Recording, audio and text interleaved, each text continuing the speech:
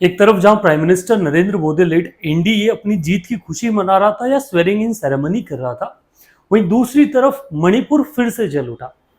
Manipur violence अपने आप में एक लंबी हिस्ट्री लेकर बैठा है और ये वायलेंस लगभग रिपीटेड अटेम्प्ट के बाद भी हम इसको शांत करने में फेल हुए हैं, इसको कंप्लीटली इरेज करने में फेल हुए हैं। बात करते हैं कि कॉज क्या है, क्यों मणिपुर जल रहा है और इसका जो टाइमलाइन है वो क्या है, क्या कारण है, क्या ऐसे मेजर्स हो सकते हैं जिनसे गवर्नमेंट ऑफ इंडिया ये जो मणिपुर बार बार जल रहा है इसको जलने से रोक सके। वन बाय वन चीजों के बारे में चर्चा करते हैं। फर्स्ट ऑफ ऑल ये देखते हैं कि मणिपुर की सिचुएशन क्या है, स्थिति जो क्या है। जब हम सेवन सिस्टर्स के बारे में चर्चा करते हैं, ठीक है, जो इंडिया की, उसमें सेवन सिस्टर्स में आपका आता है अरुणाचल प्रदेश, आसाम, नागालैंड, मणिपुर, मिजोरम, त्रिपुरा और मेघालय। इन सारे देशों मीन्स इन सभी स्टेट के बीच में जो मणिपुर की चर्चा होती है तो म्यांमार से अपनी बॉर्डर को मैच करता ये मणिपुर नागालैंड, आसाम और मिजोरम, इन तीनों की बॉर्डर के तीनों स्टेट के साथ भी क्या करता है, अपनी जो बॉर्डर है उस बॉर्डर को शेयर करता है।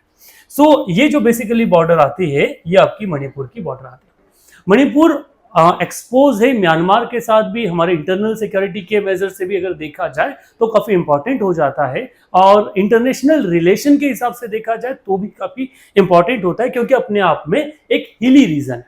इस रीजन के बारे में अगर बात करें तो यहाँ का जो डेमोग्राफी है वो डेमोग्राफी इस तरह से डिवाइडेड है कि यहाँ का 65% जो पॉपुलेशन है वो एक ट्राइब से बिलोंग करता है जिसे हम कहते हैं मेती। देन 13% यहाँ पर कुकी हैं और 20% के आसपास यहाँ पर नागा ट्राइब के नाम से एक ट्राइब रहता है। ऑक्यूपेंसी या यहाँ की पॉपुलेशन का जो ये ट्राइब है इसके हिसाब से अगर देखा जाए तो ये जो मेती है इसमें 90% प्लस पॉपुलेशन जो है वो हिंदू पीपल्स को क्या करती है, कंपाइल करती है। नागा या पहले अगर बात किया जाए कुकीज का, तो कुकी का 90% पॉपुलेशन जो है वो अपने आप में क्रिश्चियनिटी को फॉलो करता है। नागाज जो है, नागाज का भी मैक्सिमम पॉपुलेशन जो है वो क्रिश्चियनिटी को फॉलो करता है। इशू अराइज इस बात से होता है कि नागा और जो आपका कुकी है इन दोनों के पास इस स्टेट में एसटी शेड्यूल ट्राइब का जो स्टेटस है वो इनके पास में है, जो स्टेटस मेती ट्राइब के पास नहीं है। ट्राइब तो ये भी है पर इसके पास शेड्यूल ट्राइब जो है उसका स्टेटस नहीं है। इनके पास शेड्यूल ट्राइब का स्टेटस होने से होता यह है कि इनका जो लैंड एरिया है वो लैंड एरिया ये खुद को ही बेच सकते हैं, किसी और को नहीं बेच सकते, और इनके पास लैंड एरिया परचेज करने का राइट बढ़ जाता है, जिस कारण से इतनी सी पॉपुलेशन के पास में लगभग 65% ऑफ मणिपुर का जो लैंड है उस पर अपना अधिकार है, और ये जो पॉपुलेशन है ये लगभग 30% जो लैंड एरिया है वहां पर सर्वाइव करती है। अभी रिसेंटली एक डिमांड उठना शुरू हुई, जब ये डिमांड मेती ट्राइब के थ्रू आया कि उन्हें भी क्या चाहिए, उन्हें भी शेड्यूल ट्राइब का जो स्टेटस है वो शेड्यूल ट्राइब का स्टेटस चाहिए। इन दोनों पॉपुलेशन को अगर देखा जाए तो ये जो मेती और नागा पीपल, सर जो कुकीज एंड नागा पीपल्स हैं ये मणिपुर के मेनली हिली एरियाज में रहते हैं। और मेती के बारे में अगर चर्चा किया जाए तो मेती जो वहां का लोअर प्लेन एरिया है वहां पे इनका इनहेबिटेंट है। यहाँ के ये बेसिकली इनकी बारे में चर्चा है कि वहां का डेमोग्राफिक स्टेटस है वो स्टेटस क्या है। आगे बात करते हैं कि यहाँ का जो बेसिकली कॉज है कि ये जो वायलेंस बार बार हो रहा है इसके पीछे कारण क्या है। तो पहला जो कॉज है वायलेंस का वो है मेती की डिमांड कि उन्हें क्या चाहिए, शेड्यूल ट्राइब का स्टेटस चाहिए। इससे हुआ ये कि जो कुकीज है उनका सोचना है कि उनका जो स्टेट या उनका जो राइट है वो राइट खत्म हो जाएगा, और ये लोग ज्यादा से ज्यादा अपना डिमांड मीन्स, क्योंकि मेती की पॉपुलेशन ज्यादा है तो इनका रिप्रेजेंटेशन पॉलिटिक्स में भी ज्यादा है, वहां के एडमिनिस्ट्रेशन में भी ज्यादा है, तो अगर इनको शेड्यूल ट्राइब मिल गया तो वो लैंड एरिया भी ज्यादा परचेस करके वहां पर डोमिनेंस स्टैब्लिश कर लेगा। दूसरा जो क्लॉज है वो है कुकी पीपल का इन्फ्लुएंस। बेसिकली कुकी जो है ये साथ साथ में जो म्यांमार है, म्यांमार के डोमिसाइल है। ऐसा मानना है मेती पीपल का कि कुकीज वहां के इनहेबिटेंट नहीं है, उनको 19वीं सेंचुरी के आसपास ब्रिटिशर्स द्वारा वहां पे लाके बसाया गया क्योंकि ज्यादा से ज्यादा पॉपुलेशन जो है उनको कन्वर्ट किया जा सके क्रिश्चियनिटी के अंदर। तो over the period of time जब म्यांमार में क्राइसिस स्टार्ट हुआ तो म्यांमार से लोग आगे कहाँ आने लगे, वो बसने लगे जो मणिपुर वाला एरिया है वहां पे, जिससे जो मेती पीपल है उनको लगने लगा कि ये जो कुकीज है ये डेमोग्राफी चेंज है वो कर रहे हैं, और ये जो बाहर से रिफ्यूजीज आए हैं उनको अपनी प्रॉपर्टी वगैरह क्या कर रहे हैं, सेल आउट करेंगे या उनको बसाने की कोशिश करें। तो ये बेसिकली मेन कॉज बना मणिपुर में जो उपजे वायलेंस है उस वायलेंस का। अगर इसकी टाइमलाइन के बारे में चर्चा किया जाए, वन बाय वन अगर देखा जाए, तो शुरुआत से बात करते हैं कि कहां से इसकी कहानी स्टार्ट होती है। बेसिकली मणिपुर का जो वायलेंस है ये अपनी लॉन्ग हिस्ट्री रखता है, क्योंकि ट्राइबल पॉपुलेशन होने के कारण, अपने अपने राइट्स होने के कारण कई बार हमने वहां पे ट्राइबल क्लेसेस देखे। ये मणिपुर अकेला नहीं, हमने मिजोरम में भी देखा है, आसाम में भी देखा है, ऊपर अगर नागालैंड चले जाए वहां भी देखा है, क्योंकि हर जो ट्राइब है वो अपनी राइट्स की डिमांड करता है और वहां का जो पॉलिटिकल सिनारियो है वो भी थोड़ा सा अलग है। क्रॉस बॉर्डर टेररिज्म वहां ज्यादा है, मिलिटेंसी वहां पर ज्यादा है। हमने कई स्टेट्स में वहां पे देखा है कि वहां अस्पा लागू था, धीरे धीरे वहां से हटाया गया है। फिर यहाँ पे ड्रग्स का खेती बहुत, उसका प्रोडक्शन बहुत ज्यादा होता है, क्योंकि म्यांमार की बॉर्डर पास में और डेंस फॉरेस्ट है, जिस कारण से इतना अच्छी तरह से वहां क्या नहीं हो सकता, मीन्स निगरानी नहीं हो सकता, विजिलेंस नहीं हो सकता। इस चीज को समझने की कोशिश करते हैं। सबसे पहले इस जो पूरा वायलेंस है इसकी स्टार्ट होता है 17 मार्च 2023 से, जब जो मणिपुर का हाईकोर्ट है वो अनाउंस करता है या वो डायरेक्ट करता है मणिपुर की गवर्नमेंट को कि वो क्या करे, वो जो मेती पीपल को कहां किस में इंक्लूड करने का काम है, शेड्यूल ट्राइब में इंक्लूड करने का काम है, उसको एक्सपेडाइट करे, उसको शीघ्रता से वो काम करना शुरू करे। जब ये वाली खबर आती है बाजार में, मार्केट में, तो जो कुकी ट्राइब और बाकी पीपल हैं वो लोग एक प्रोटेस्ट प्लान करते हैं और 28 अप्रैल 2023 को वो एक कॉल फॉर शटडाउन करते हैं पूरे मणिपुर वाले रीजन में, जिस मणिपुर में टोटल लगभग 16 डिस्ट्रिक्ट्स हैं, उन 16 डिस्ट्रिक्ट्स में ये कॉल होता है। इस कॉल के बाद में भी जो एक दोनों ट्राइब के बीच में दरार है वो दरार थोड़ी बढ़ने लगती है राइट्स को लेकर।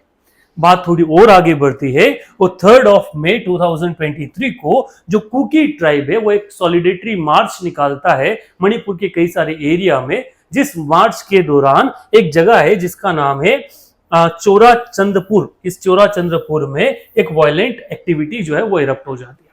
जैसे ही जो दो ग्रुप है मेती और कोकी, ये दोनों आमने सामने आते हैं, वाहनों में आग लगाई जाती है और इसके साथ में जो वायलेंस है वो इरप्ट होना स्टार्ट होता है। बाय 4 मई ये लगभग पूरे के पूरे मणिपुर को अपने एनगल्फ में ले लेता है। मणिपुर के साथ इशू एक और है, वहां का जो पीपल लोकल एडमिनिस्ट्रेशन है वो भी कुकी और मेती में डिवाइडेड है। तो जो लोग कुकी वाले हैं वो कुकी को सपोर्ट कर रहे हैं, जो मेती वाले हैं मेती को सपोर्ट कर रहे हैं। और अगर यहाँ की गवर्नमेंट के बारे में बात करें तो यहाँ बीरेन सिंह जो है वो सीएम है और वो बीजेपी लीड गवर्नमेंट को रूल कर रहे हैं। अब बीजेपी लीड गवर्नमेंट है, ऐसा माना गया है जिस तरह से वर्ल्ड मीडिया कवर कर रहा है कि ये हिंदुइज्म को फॉलो कर रहा है, हिंदू आइडियोलॉजी जो उसको फॉलो कर रहा है और ये मेती को सपोर्ट कर रहा है। क्योंकि जो बीरेन सिंह है वो भी ऑफिशियल स्टेटमेंट दे चुके हैं कि ये जो वायलेंस है, इस वायलेंस में सबसे बड़ा रोल जो है ये जो म्यांमार से जो चीन एक ट्राइब है ना, जो कुकी ट्राइब, उसी में चीन ट्राइब भी कहता है, तो जो चीन एंड कुकी ट्राइब है इनके कारण ये पूरा वायलेंट एक्टिविटी हो रहा है। जब ये वायलेंट एक्टिविटी आगे बढ़ता है तो 17 मई 2023 को ये जो केस है सुप्रीम कोर्ट पे जाता है और सुप्रीम कोर्ट जो है वो हाई कोर्ट का जो डायरेक्शन है उसको अपोज कर देते और उसको रोक देते कि भैया ऐसा कुछ भी नहीं होगा। जब ऐसा होता है तो ये जो वायलेंस है मेती की तरफ तो और ज्यादा क्या होता है, बढ़ने लग जाता है। जब ये वायलेंस धीरे धीरे काफी बढ़ता है, कई सारे इंसिडेंट हम देखते हैं, तो 24 जून 2023 को गवर्नमेंट एक ऑल पार्टी मीट बुलाती है इस मैटर को डिस्कस करने के लिए। परंतु वहां की लोकल पॉलिटिक्स के कारण कोई सॉल्यूशन जो है वो सॉल्यूशन हमको निकलता हुआ नहीं दिखता। अब ये मुद्दा धीरे धीरे वर्ल्ड मीडिया का इंट्रैक्शन जो अपनी तरफ लेता है और उसका रिजल्ट ये होता है कि 13 जुलाई 2023 को यूरोपियन पार्लियामेंट है वो एक रेजोल्यूशन पास करता है और गवर्नमेंट ऑफ इंडिया को डायरेक्ट करने की कोशिश करता है कि भाई आप जो मणिपुर में हो रहा है उसके ऊपर ध्यान दो। ऐसे मोदी जी और किसी यहाँ पोजीशन वालों की नहीं सुनते तो इनकी क्या सुनेंगे, वो तो बराबर था। तो उनको हमने बिल्कुल ललकार दिया कि भाई तुम तुम्हारा देखो और हम हमारा देखते हैं। इशू नॉर्मल था, नॉर्मल तो नहीं था पर बढ़े जा रहा था। उसमें घी का काम जो करता है वो 19 जुलाई 2023 को आया एक वीडियो करता है, जिस वीडियो में 2 कुकी वुमेन्स को नेकेड घुमाने का एक मार्च हमको देखने को मिलता है।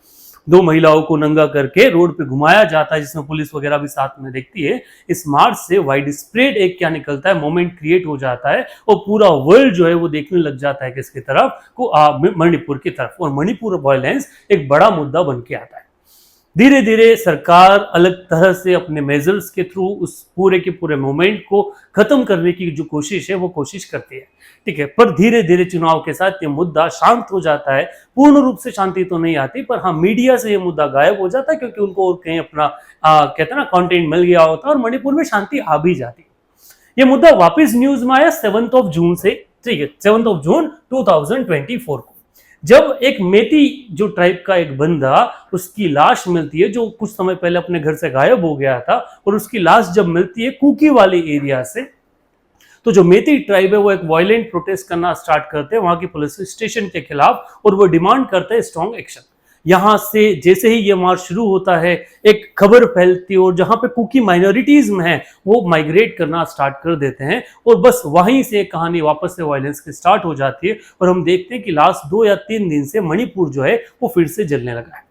सवाल है, क्या इसका कोई सॉल्यूशन है, या फिर गवर्नमेंट ऑफ इंडिया जो है वो स्ट्रॉन्ग मेजर लेके इस वायलेंस को खत्म क्यों नहीं कर पाए?